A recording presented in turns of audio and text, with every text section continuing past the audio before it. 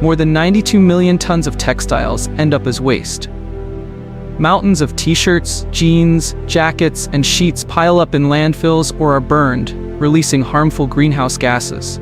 But what if all this so-called waste could be transformed into something new, useful, and valuable?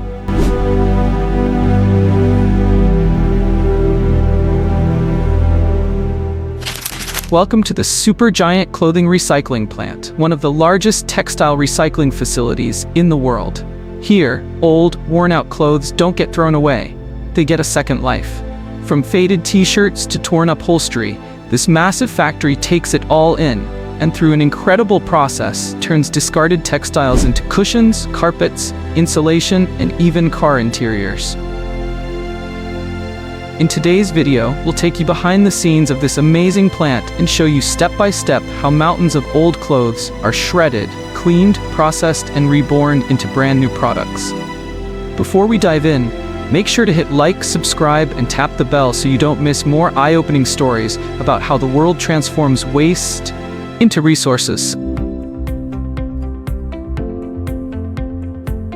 Imagine a warehouse the size of 20 football fields, filled with piles of discarded clothes stacked as high as a two-story building. Every day, more than 500 tons of textiles are delivered here.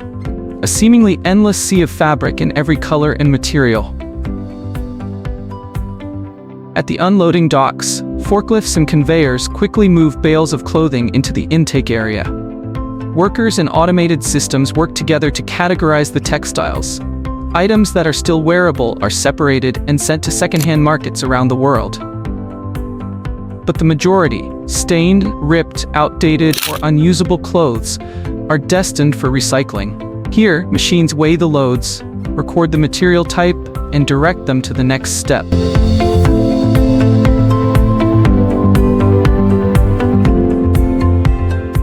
Cotton, polyester, wool, denim, and blends all require different treatments.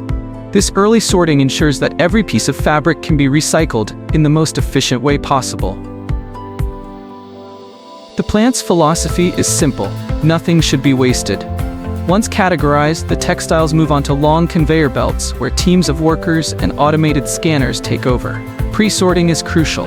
Buttons, zippers, hooks, and any metal parts are removed as they can damage the machinery.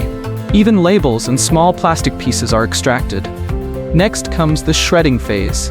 Massive industrial shredders, each the size of a small house, rip clothes apart with steel blades, tearing fabric into smaller and smaller pieces. Standing nearby, the noise is deafening, like giant paper shredders, but far more powerful. In just minutes, a load of old jeans, t-shirts, and jackets is transformed into fluffy, fibrous material. For natural fibers like cotton and wool, this shredded fluff resembles soft insulation. For synthetic fibers like polyester or nylon, the shreds look like fine plastic flakes. This shredded textile is then passed through giant magnets and air separators. Magnets pull out any leftover metal, while air jets remove dust and microplastics. What remains is pure textile fiber, ready for cleaning and further processing. The beauty of this step is its efficiency. A single shredder can process over 20 tons of fabric per hour, making it possible for the plant to handle millions of garments every single week. It's a mesmerizing sight. Once loved clothes, once destined for the dump, now transformed into raw material for something new. The shredded textiles are dirty, stained, dusty, sometimes even moldy. That's where the cleaning process begins. The shredded fibers are loaded into giant washing drums, each capable of holding several tons.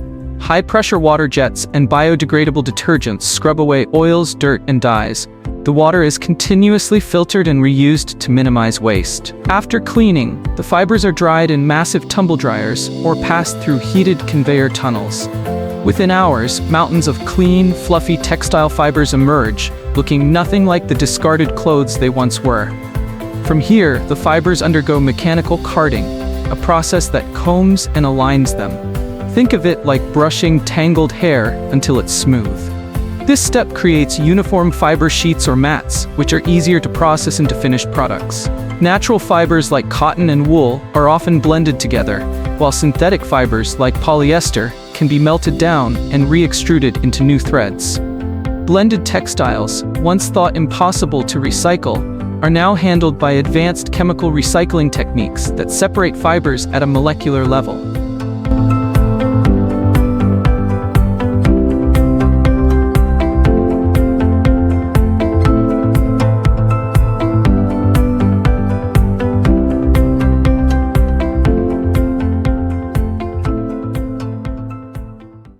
At this stage, the plant has successfully transformed old clothes into high-quality recycled fiber, the foundation for cushions, carpets, insulation, and even automotive materials. This is where the real magic happens. The recycled fibers now move into production lines designed to create a wide range of new products. Clean, fluffy fibers are stuffed into cushion forms or compressed into mattress cores. Soft, durable, and comfortable, these products are indistinguishable from those made with virgin material. In fact, many leading furniture companies now use recycled textile filling in their sofas and chairs. Fibers are bonded together with resins and pressed into durable mats. Some are tufted into soft floor coverings, while others become heavy-duty industrial carpets. Because recycled polyester and nylon are incredibly strong, these carpets last for years and can withstand heavy foot traffic. This is one of the most fascinating applications. Automakers use recycled textiles in car seat padding, roof insulation, and even trunk liners. The fibers are pressed into dense panels that are fire-resistant, lightweight, and excellent at soundproofing. Next time you step into a car, there's a good chance the interior contains recycled clothing. 1. Thick mats of textile fibers are also turned into building insulation. They're lightweight, effective at retaining heat, and much more eco-friendly than traditional fiberglass. Similarly, they're cut into soundproofing panels used in offices, studios, and theaters. Each product line operates almost like its own factory within the giant plant. Specialized machines, molds, and presses ensure that the fibers are shaped, bonded, and finished with precision. Every day, this plant produces hundreds of thousands of cushions, square meters of carpet, and tons of automotive panels, all from materials that were once destined for the landfill. The most incredible part of this process is its impact. By recycling textiles on such a massive scale, the plant saves millions of gallons of water, reduces the demand for virgin cotton and polyester, and prevents harmful greenhouse gas emissions. For example, recycling 1 ton of textiles saves up to 20,000 liters of water and prevents nearly 2 tons of CO2 emissions. Multiply that by the millions of tons processed here every year, and the impact is staggering. But the story doesn't stop there. Many of the products made here, carpets, cushions, and car interiors, can themselves be recycled again at the end of their life, creating a truly circular economy where waste is constantly transformed into new resources. The vision of the plant is bold yet simple. Turn today's waste into tomorrow's raw material. If you found this story as fascinating as we did, don't forget to like, subscribe, and hit the bell so you never miss another behind-the-scenes look at how the world's most essential industries work. Together, by staying curious and supporting recycling, we can all help build a future where nothing goes to waste. Every year, the world discards hundreds of millions of smartphones, each filled with tiny components that are no longer useful to us, but hold an unexpected treasure. Inside these outdated devices lies gold, not metaphorically, literally. Microscopic traces of the precious metal coat circuit boards, connectors, and chips, giving us an opportunity to extract incredible value from what we usually throw away. In fact, 1 ton of used mobile phones contains more gold than 1 ton of mined gold ore. But how do we recover it? What kind of technology, precision, and chemistry are involved in turning tech trash into 24-karat treasure? Today, we step inside a high-tech recycling facility where discarded mobile phones undergo a meticulous process to extract pure gold, using chemistry, fire, and cutting-edge machinery. This is industrial recycling at its most precise and valuable.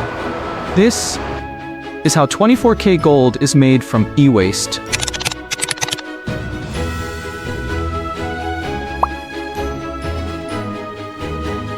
Our journey begins at a centralized e-waste collection hub, where discarded electronics from around the country are gathered. From urban drop-off programs and corporate tech recycling to bulk shipments from phone retailers, The waste arrives in containers, stacked high with smartphones, tablets, and other compact electronic devices. Each of these devices contains minute quantities of precious metals, but first, they must be sorted. Workers at the sorting facility wear protective gear and begin the initial separation process. The outer plastic casings are removed, and lithium batteries are extracted to be handled separately due to fire and explosion risks. The real prize lies inside, the printed circuit boards, or PCBs. These are the green or blue slabs that house microchips, capacitors, and gold-plated connectors. Each PCB contains a fraction of a gram of gold, but when you have thousands of boards, the numbers add up fast. Circuit boards are collected into large plastic bins, while other parts, screens, plastic, and aluminum, are sorted for their own recycling streams. The PCBs are loaded onto a conveyor belt that feeds them toward the material reduction phase. But before they get shredded, any remaining components, such as glass chips or magnetic drives, are removed. This ensures a clean feed and helps prevent contamination in the later chemical stages. This pre-sorting stage is both manual and mechanical. While human workers perform delicate separation tasks, larger mechanical arms and automated trays assist with bulk movement and categorization. Every single action is documented and logged, not only for quality assurance, but for environmental regulation and traceability. This gold extraction process is highly controlled, as it involves both valuable materials and hazardous waste. With the non-essential parts removed and the boards carefully sorted, we now move to the next stage, grinding them down into something far more manageable. Once the printed circuit boards have been sorted and stripped of hazardous parts, they enter the second phase, shredding and material reduction. The goal here is simple. Transform bulky boards into fine particles, increasing surface area and making it easier to separate metals later on. The conveyor belt feeds the PCBs into an industrial shredder. This massive machine is fitted with rotating steel blades capable of pulverizing hardened materials. Within seconds, circuit boards are reduced to tiny fragments no larger than a grain of rice. The resulting material, often called e-scrap granulate, is collected in large bins. But this mix isn't just gold. It's a chaotic blend of metals, resins, fiberglass, and microscopic dust. Now it's time to separate the components. First comes magnetic separation. A spinning drum lined with magnets pulls out any ferrous materials, such as leftover screws or steel connectors that survived the shredding process. Next is the eddy current separator. This high-speed rotating system uses magnetic fields to eject non-ferrous metals like aluminum and copper from the conveyor stream. These lighter metals are pushed into separate bins for recycling. What remains is the real target, a high-density mix of non-magnetic materials including gold, silver, palladium, and platinum, all still attached to fiberglass and resin dust. The dust is passed through vibrating screens and cyclone separators, which sort particles by size and density. Larger chunks are re-shredded, finer, more homogeneous particles move forward. Throughout this process, powerful vacuum systems remove harmful airborne particles, sending them through activated carbon filters to trap toxins. Safety and environmental compliance are paramount. After all, this isn't just valuable, it's volatile. By the end of this stage, the factory is left with bags of fine powder, black, gray, and occasionally speckled with metallic glints. Hidden in this unassuming dust is the gold we're after. But separating it from the rest of the material isn't just a matter of filtering. It requires precision chemistry and one of the most powerful reagents in modern metallurgy. The shredded circuit board powder is now ready for the heart of the operation, chemical extraction. And the star of this phase is one of the most powerful reagents known in metallurgy, aqua regia. Aqua regia, meaning royal water in Latin, is a highly corrosive mixture of nitric acid and hydrochloric acid, typically in a 1:3 ratio. This golden yellow solution has a unique ability. It can dissolve gold, a metal resistant to most acids. In sealed chemical reactors, the fine e-waste powder is carefully mixed with the freshly prepared aqua regia. The tanks are made of reinforced materials resistant to corrosion, and the process is fully enclosed to protect both workers and the environment. As the acid mixture is poured in, a chemical reaction begins. Fumes of nitrogen dioxide and chlorine gas rise from the tanks. Industrial ventilation systems quickly capture and neutralize these gases in scrubbers before they reach the outside air. Over the course of several hours, the acids work their way through the powder, breaking molecular bonds and dissolving the gold into a solution of gold-3 chloride, also known as chloroauric acid. This solution takes on a bright orange hue, a visual confirmation that gold is now in liquid form. Once the reaction is complete, the mixture is filtered to remove undissolved materials, such as plastic fibers, ceramic particles, and non-precious metals. These solids are safely disposed of or sent for further recycling. Now comes the delicate process of recovering gold from the liquid. To do this, workers add a reducing agent to the gold-rich solution. The most commonly used is sodium metabosulfite, a white crystalline powder. As the reducing agent is added, the solution begins to react. Tiny particles of gold start to precipitate out of the liquid. At first, it looks like fine brown dust settling to the bottom of the tank. But under a microscope, this brown sludge reveals its true nature. Microscopic flakes of gold, some as small as 1 micron across. These flakes cluster together to form what is known in the industry as gold mud. The gold mud is collected, washed with water and diluted acid to remove any remaining chemicals, and then dried in industrial ovens. At this point, it contains over 95% gold by weight, but it's still not pure. The next step, refining and smelting, will take this muddy powder and transform it into glittering bars of 24-karat gold. But before we move on, it's worth noting, the aqua regia process is effective, but dangerous. Strict protocols, chemical handling standards, and environmental safeguards must be in place to prevent accidents or contamination. This is not backyard chemistry, it's industrial science. And it's what makes gold recycling for mobile phones not just possible, but incredibly efficient. With the gold mud fully dried, the next step is turning this powdery residue into solid, gleaming gold. This process is known as smelting, the moment where science meets fire. First, the gold mud is weighed and placed into a high-temperature induction furnace. These furnaces can reach temperatures above 1,100 degrees Celsius, 2,012 Kelvin, more than enough to melt gold, which liquefies at 1,064 degrees Celsius. Inside the crucible, fluxes, chemical compounds such as borax and silica, are added to help bind with impurities. As the mixture heats, unwanted elements separate and rise to the surface as slag, which is carefully skimmed away. What remains is molten gold, glowing with an unmistakable orange-red light. The liquid metal is then poured into graphite molds, rectangular, heat-resistant containers designed to shape and cool the gold uniformly. Within minutes, the metal solidifies. The bars are removed from the molds and immediately inspected for defects. Each ingot is then cleaned and tested using X-ray fluorescence, XRF spectrometry, which verifies the gold's purity. The gold is clear, 24-karat gold, 99.99% pure.